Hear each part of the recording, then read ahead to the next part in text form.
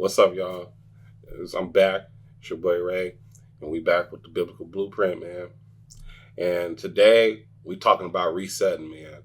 If you feel like you fell off and it's time to get back on track, this message is for you. So let's reset.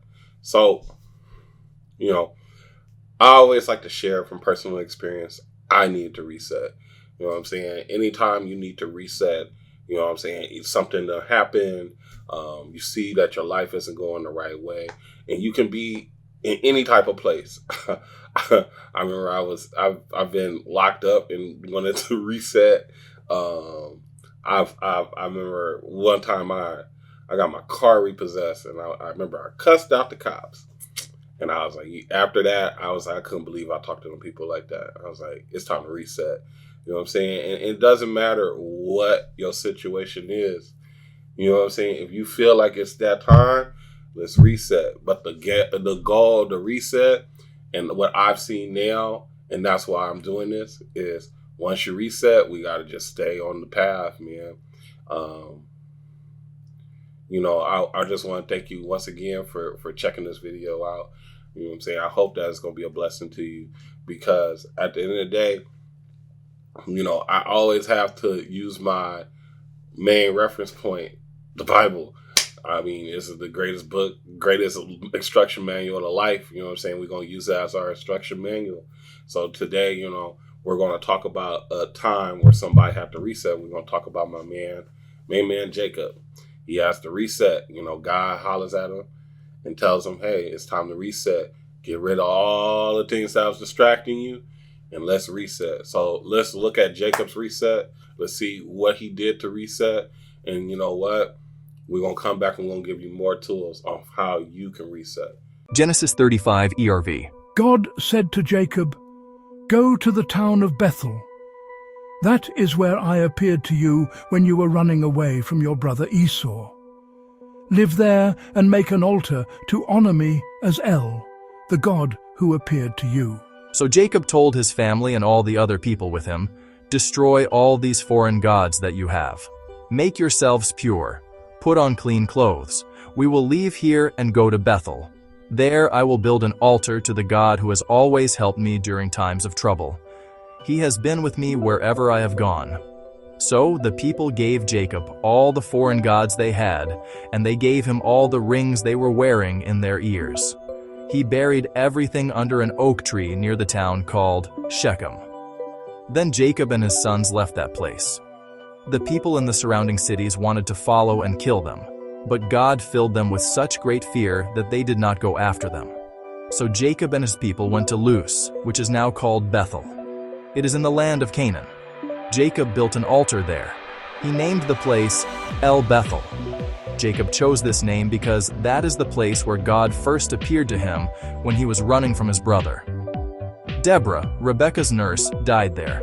They buried her under the oak tree at Bethel. They named that place Alon Bakuth. When Jacob came back from Paddan Aram, God appeared to him again. God blessed Jacob and said to him, "Your name is Jacob, but I will change that name. You will no longer be called Jacob. Your new name will be Israel." So God named him Israel. God said to him, "I am God all-powerful, and I give you this blessing. Have many children and grow into a great nation. Other nations and other kings will come out of you. I gave Abraham and Isaac some special land. Now I give the land to you and to all your people who will live after you." Then God left that place. Jacob and his group left Bethel. Before they came to Ephrath, Rachel began giving birth to her baby. She was having a lot of trouble with this birth. She was in great pain. When her nurse saw this, she said, "Don't be afraid, Rachel. You are giving birth to another son." Rachel died while giving birth to the son. Before dying, she named the boy Benoni, but Jacob called him Benjamin. Rachel was buried on the road to Ephrath, that is Bethlehem. Jacob put a special rock on Rachel's grave to honor her. That special rock is still there today. Then Israel continued his journey. He camped just south of Eder Tower. Israel stayed there for a short time. While he was there, Reuben slept with Israel's slave woman Bilhah. Israel heard about this, and he was very angry. These are the names of Jacob's 12 sons. His firstborn son was Reuben, whose mother was Leah. Jacob's other sons by Leah were Simeon, Levi, Judah, Issachar, and Zebulun. His sons by Rachel were Joseph and Benjamin. His sons by Bilhah, Rachel's maid, were Dan and Naphtali. His sons by Zilpah, Leah's maid, were Gad and Asher. These were Jacob's sons who were born in Paddan Aram. Jacob went to his father Isaac at Mamre in Kiriath Arba, Hebron. This is where Abraham and Isaac had lived. Isaac lived 180 years. Then Isaac became weak and died and went to be with his people. He had lived a long and full life. His sons Esau and Jacob buried him. Genesis 35. All right. So we already checked out the chapter. We see what's up with the reset, right? First thing God tells them, get rid of all them fake gods, and you may not have no fake idols in your life right now, you know what I'm saying? But there are things that are distracting you. You know what I'm saying? You know what's distracting you. Each and every situation where I had to reset, I knew what was distracting me. And it may have not been a physical thing or even just like a certain like activity. Like, some people like smoking is an activity that is messing up their concentration. Being overly promiscuous and just out there just slanging it. You know what I'm saying? Or just giving it up, however you feel. You know what I'm saying? That can be something that's distracting you that you need to get rid of to reset. I mentioned that, one day I cursed out a cop one time. I was young when I did that. And I remember that next morning, I was like, I can never let myself get mad like that no more. I couldn't believe that I yelled at somebody like that. That's not me. Boom, instantly reset. You know what I'm saying? And then also just to let you know, the reset isn't coming where it's just like everything is just going to be peaches and cream afterwards. It's never going to be peaches and cream in your life. You know what I'm saying? This reset is built to help you maintain, because once all the extra problems going to come, you'll handle them differently. Like, man, I can tell you right now, I remember I've gone through several situations now with cops after me cussing out the cop.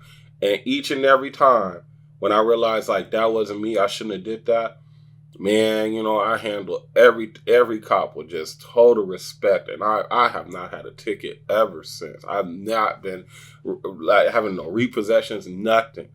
You know what I'm saying? Ever since that situation. I've even been put in the back of a squad car. Been so cool and calm and collective. They let me go and was like, man, we are so sorry, and apologized to me. You know what I'm saying? And, don't believe the stereotypes. I understand I'm a darker man. And you like, what? Yes, guess what? Back of the police car. Put in the bracelets. Sitting there like, dang, dog. Like, I didn't do it.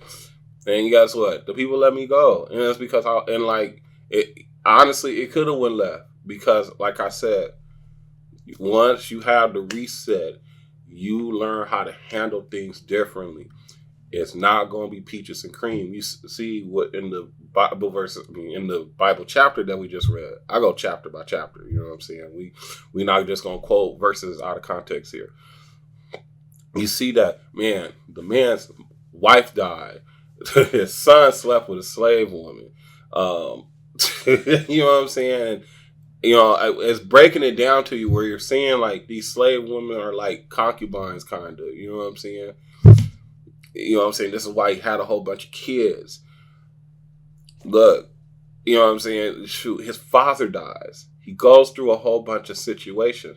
But the key thing, and I want to bring to you, is that you want to have God in your life. You know what I'm saying? If you never experienced God in your life to where he is the source of what, you know what I'm saying, of your reset, because that's the whole thing that we're seeing. This was the source of his reset. Source of his reset was God. He got back to the God that always provided for him, always gave him direction, always brought him peace, And at the end of the day, this is even coming from where God had to come to him where he had false gods now. You know what I'm saying? Acting like he wasn't, like there wasn't no pure source. You got to experience God as your pure source. If you haven't, go to my website, themiracle.life. You know what I'm saying? Themiracle.life. I got a little program on there. I want you to go 40 days, and I promise you, you will experience God in your life. You'll make a change in your life. Come up with a goal of what you want to accomplish. You know what I'm saying? Remember, God is not no genie. You know what I'm saying? But say it is something like, man, I'm looking for a new girlfriend, or I'm looking I'm looking to start the journey to get a new house. I want better credit. You know what I'm saying? I want to live a better life. You follow that 40-day program, I promise you, you will have everything that you possibly need at the end of that 40 days to accomplish your goal. Man, reset your life with God. Become more consistent with God. Take the program, it'll show you how to become more consistent. You know what I'm saying? It'll show you how to properly reset and change your life. You know what I'm saying?